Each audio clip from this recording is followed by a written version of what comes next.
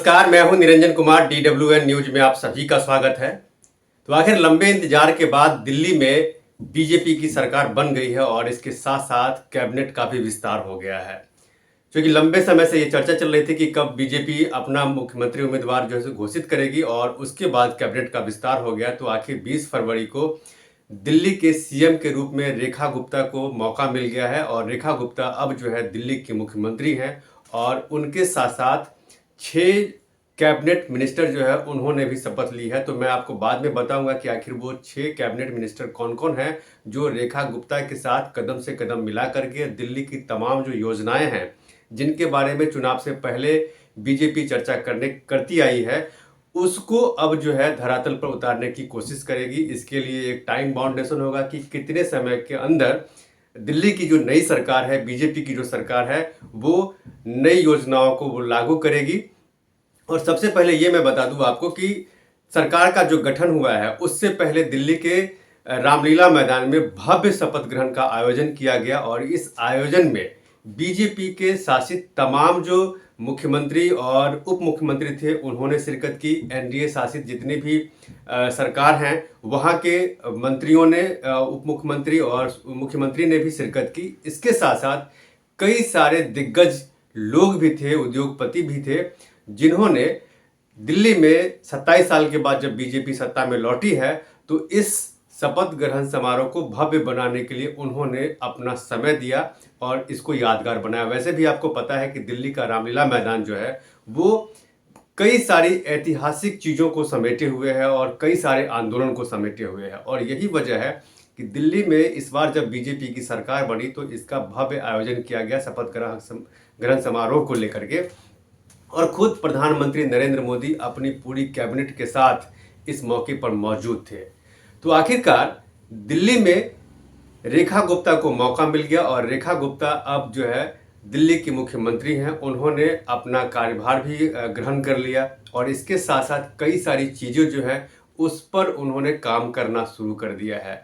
रेखा गुप्ता के पास 10 विभाग हैं और बाकी जो उनके कैबिनेट में जो लोग हैं उनके पास कितने विभाग है इसकी जानकारी मैं आपको दूंगा, कौन कौन उनके साथ है। लेकिन इससे पहले आपको ये भी जानना जरूरी है कि मुख्यमंत्री को लेकर के साहिब सिंह वर्मा का नाम सबसे टॉप पर था, लेकिन आखिरकार जब घोषणा हुई तो रेखा गुप्ता के नाम पर मुहर लगी और रेखा गुप्ता एक बार फिर से दिल्ली की मुख्यमंत्री बनी।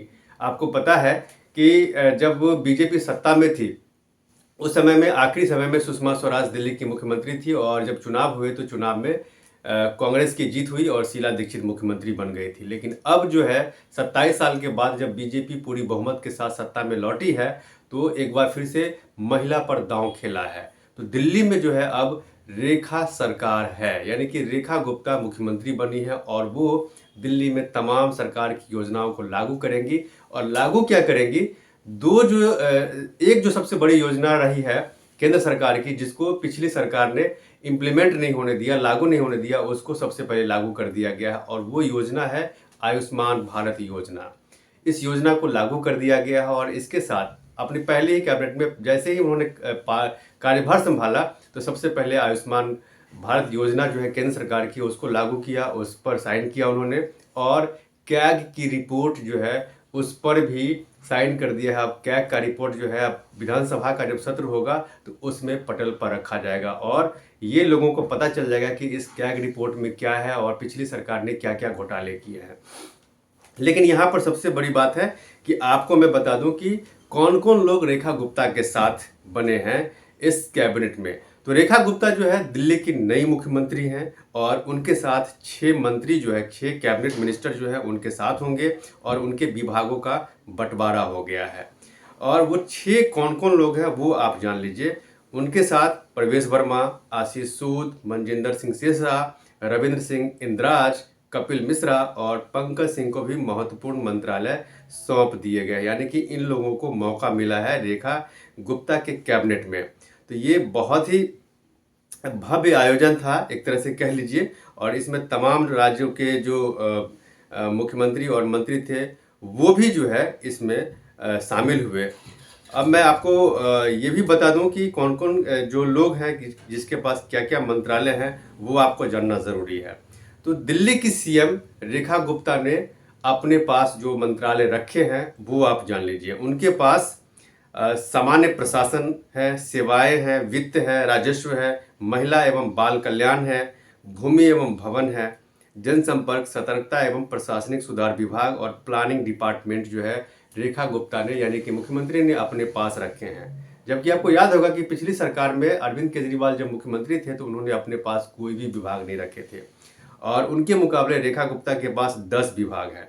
अब बात मैं कर रहा हूँ प्रवेश वर्मा का, जो दिल्ली के उप मुख्यमंत्री होंगे और उसके पास जो है विभाग है लोक निर्माण विभाग, विधायी मामले, गुरुद्वारा चुनाव, सिंचाई, बाढ़ नियंत्रण, जल जैसे अहम मंत्रालय की जिम्मेदारी जो है प्रवेश वर्मा के पास है। जबकि आशीष सूद को गृह मंत्रालय, बिजली, शहरी विकास, शिक्षा, उच्च शिक्षा, तकनीकी शिक्षा, प्रशिक्षण विभाग की जिम्मेदारी दी गई है। वहीं अगर हम बात करें मनजिंदर सिंह सिरसा को तो उन्हें उद्योग, खाद्य एवं नागरिक आपूर्ति, वन एवं पर्यावरण की जिम्मेदारी दी गई है। जबकि रविंद्र इंद्राज जो है उन्हें समाज कल्याण, एससी और एसटी कल्याण विभाग, सरकारी विभाग की जिम्मेदारी उनको दी गई है।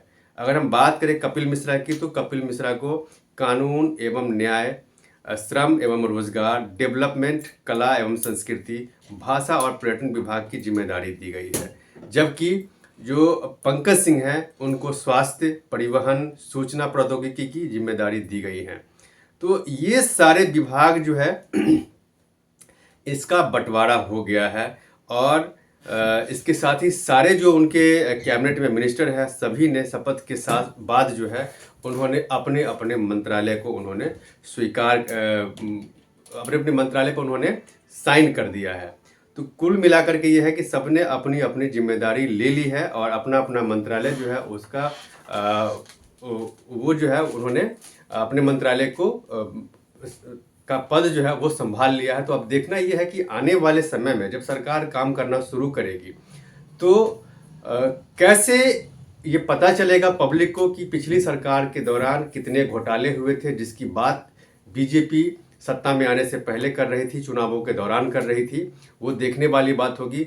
और सबसे बड़ी बात है कि जो कैग की रिपोर्ट जो है पिछली सरकार ने पेश नहीं किए थे वो इस विधानसभा के सत्र जब शुरू होंगे उसमें कैग की रिपोर्ट पटल पे रखा जाएगा। तब ये भी पता चल जाएगा कि अरविंद केजरीवाल ने शराब घोटाला मामले में कितने करोड़ के घोटाले किए। हालांकि ये खबरें लगातार चर्चा में रही है। उसके बाद शीश महल जो है उसको लेकर के भी चर्चा होना बिल्कुल लाजमी है क्योंकि शीश महल एक बहुत बड़ा मुद्दा था। और ये भी देखना है कि इन सारी चीज़ों को लेकर के बीजेपी की जो सरकार नई सरकार है वो कितनी जल्दी इन सारे मुद्दों को पब्लिक के सामने लेकर के आएगी, पिछली सरकार के कारनामों को पब्लिक के सामने रखेगी, वो देखने वाली बात होगी। तो कुल मिलाकर ये है कि दिल्ली में अब रेखा गुप्ता की सरकार है, बीजेपी की सरकार है। रेखा गुप्ता इसलिए मैं कह रहा हूँ क्योंकि रेखा गुप्ता दिल्ली की मुख्यमंत्री है और दिल्ली की मुख्यमंत्री पर सबकी नज़र रहेगी क्योंकि अभी तक पिछली सरकार ने हमेशा ये आरोप लगाया रहा है कि जो उन्हें केंद्र की सरकार ने काम नहीं करने दिया या फिर एलजी काम नहीं करने दे रहे हैं।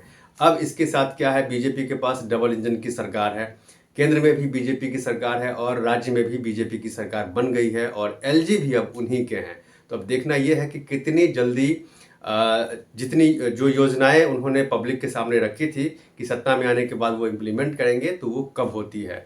जिसमें एक बड़ी योजना है महिला सम्मान योजना, जिसमें महिलाओं को 2500 रुपये देने का वादा हुआ था हर महीना, और वो देखना है कि वो मार्च के महीने में दिल्ली की महिलाओं को वो मिलता है या नहीं, या उसमें कितना विलम्ब होता है वो देखना होगा। दूसरी बात ये है कि दिल्ली में जो बस की जो स्थिति है, खराब स्थिति, उस पर कितना जल्दी काम होगा। जैसे सरकार ने अभी अपना पदभार ग्रहण करने के साथ ही आयुष्मान भारत योजना जो थी केंद्र सरकार की उसको लागू कर दिया है। तो इसी तरीके से बाकी जितनी भी योजनाएं हैं जिसको लेकर के उन्होंने कहा था कि सत्ता में आने के बाद इम्प्लीमेंट करेंगे, तो वो कब होती है उस पर सबकी नज़र बनी हुई है। और यमुना की सफाई जो एक बहुत बड़ा मुद्दा था, ये यमुना की सफाई कितने साल के अंदर होती है वो देखने वाली बात होगी, क्योंकि पिछली सरकार लगातार दिल्ली की जनता की आंखों में, खास करके पूर्वांचल के लोगों के आंखों में धूल झोंकती रही कि वो अगली बार हम जब सत्ता में आएंगे तो यमुना को साफ कर देंगे। और इसको लेकर के कई हजार करोड़ रुपए का घोटाला भी हुआ है, जो बीजेपी और कांग्रेस लगातार सवाल उठाती रही है आम आदमी पार्टी की सरकार पर।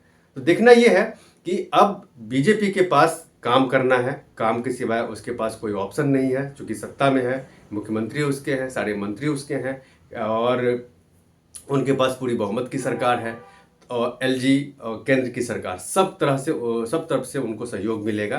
तो कैसे और कब इस सारी योजनाओं का क्रियान्वयन होगा और धरातल पर उतरेगा, उस पर मेरी नज़र बनी हुई है। आप जो है दिल्ली विधानसभा से संबंधित किसी भी खबर के लिए मेरे इस चैनल को सब्सक्राइब कीजिए। तब तक के लिए धन्यवाद।